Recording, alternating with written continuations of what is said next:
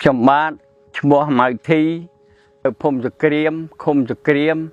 ស្រុកប្រាសាទបាឡាំងខេត្តកំពង់ធំជាកសិករស្វាយចន្ទី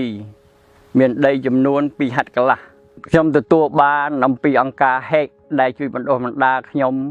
ពីរឿងចំអង្ក្រដើម្បីកម្ចាត់សត្វល្អិតការដែលខ្ញុំមិនដឹងអង្គការជួយណែនាំខ្ញុំប្រើខ្ញុំបាញ់ថ្នាំខ្ញុំប្រើនឹងអង្គការណែនាំរយៈពេល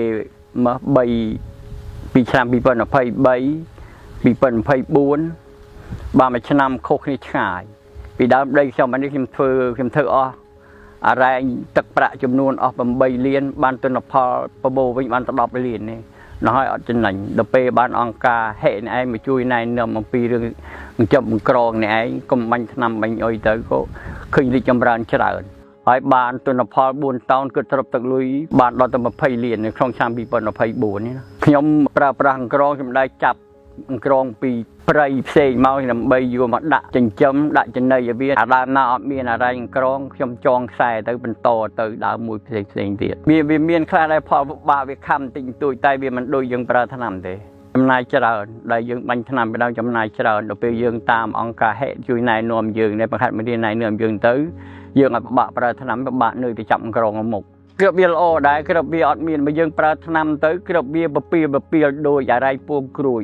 ដល់ពេលយើងប្រើអង្ក្រងទៅគ្រាប់វាអត់ពពាលទេគ្រាប់វាទុំសល្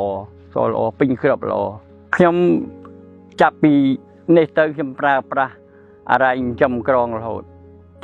អត់មានផ្លាស់ប្ដូរទេមូលហេតុនេះខ្ញុំឃើញទីចម្រើនតាមអង្គការណែនាំខ្ញុំទៅដល់ពេលខ្ញុំធ្វើទៅវាមានជោគជ័យខ្ញុំចេះតែអនុវត្តតទៅទៀតទៅនៅសហគមន៍នេះអ្នកស្រុកគ្នាអត់ទាន់ដឹងប៉ុន្តែខ្ញុំបានអង្គការហេនេះមកជួយផ្សព្វផ្សាយខ្ញុំចេះចំណែននាំអារ៉ៃកសិករនៅក្នុងសហគមន៍របស់ខ្ញុំដែរដើម្បីឲ្យឈប់ប្រើថ្នាំទៅចិញ្ចឹមក្រងវិញម្ដង